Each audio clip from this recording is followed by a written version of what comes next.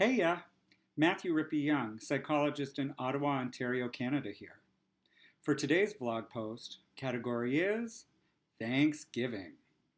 So I know not everyone celebrates this holiday, and to be clear, it's Canadian Thanksgiving I'm talking about because we're in October today. But this has come up quite a few times in my office in the last couple weeks, people feeling a little stressed, a little apprehensive about get togethers that they're having for the long weekend. So I thought I would talk a little bit about Thanksgiving. For a lot of people, this is the pregame warm up to Christmas, which is like three times as fraught because it's a holiday with presents. So I thought the timing would be good to have a little discussion about some tips on how to make these get-togethers less difficult. Uh, First thing is check your expectations at the door. There are really only two necessary ingredients for a good Thanksgiving: people, food. The food doesn't have to be special. Really, it's a time to get together. So it doesn't matter if the turkey is overcooked or if you serve turkey at all.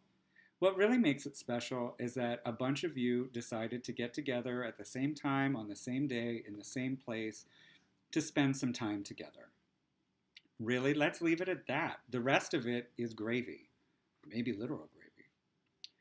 Uh, Another tip that people sometimes struggle with, but I think is a really good idea: avoid political discussions or difficult discussions at Thanksgiving.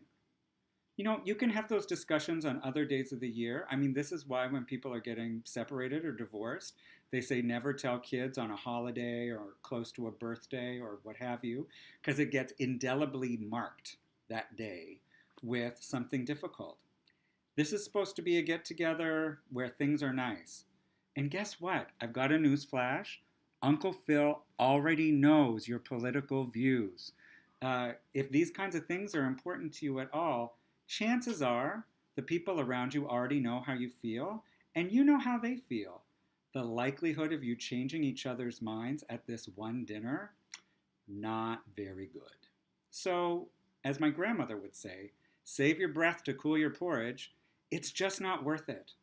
Don't fight the fight just for the sake of it. You're not selling yourself out. It's not a cop out.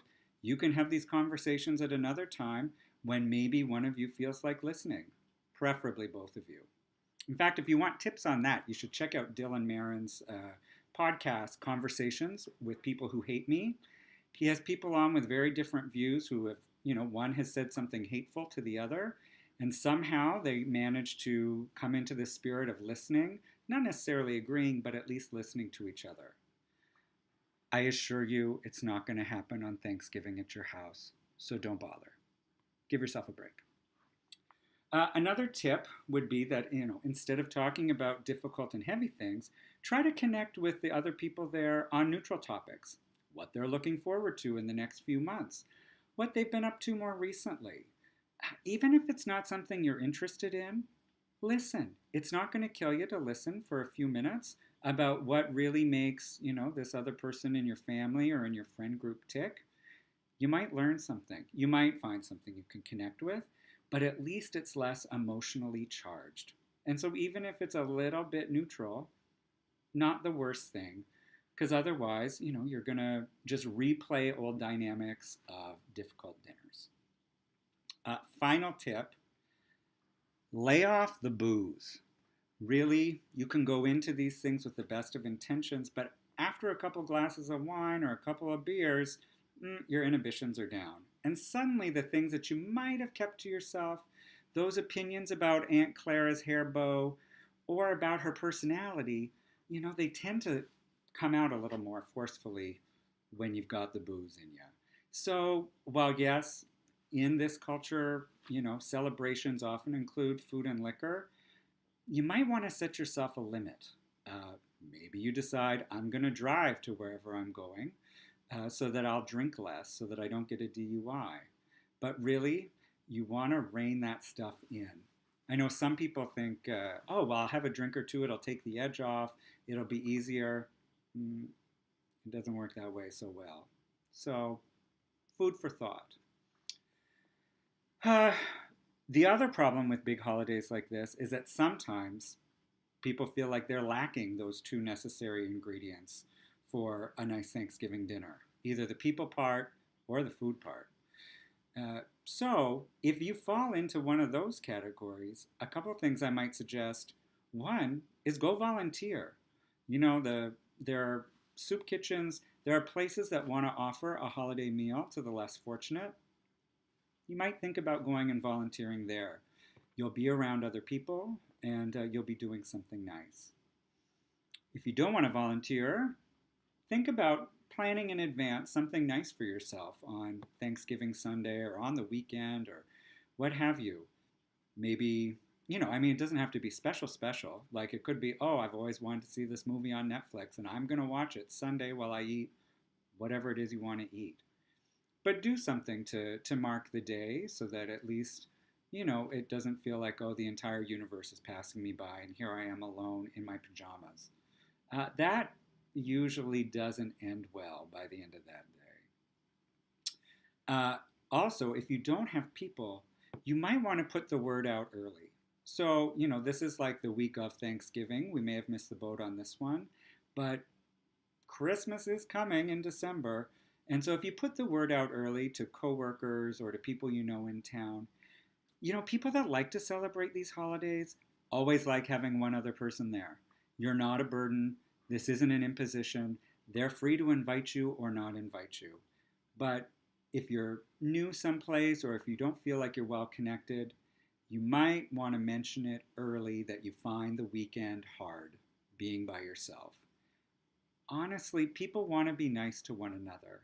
And it gives the other people a chance to feel like they're doing something good. And, if they're going to cook a raft of food anyway, like, why not feed another person and then get that, like, nice feeling of, I did something good for someone I don't even necessarily know that well. Really, it ends up being a gift both ways, believe me. The people it's not a gift for won't invite you. They won't feel obligated, and you're not a burden. So park that resistance at the door on that one. Put the word out. Thanksgiving doesn't have to be that difficult. You're allowed to decide what it is that you want to do and don't want to do, who you want to spend time with and who you don't. There's a price of admission for all the decisions, but this is one of the wonderful things about being an adult. You get to pick. So, sometimes you're going to maybe offend people or whatnot, but in the end, you need to look after yourself, and it's okay. You can set a time limit on how long you go. You can decide that you're going to arrive late or leave early or both.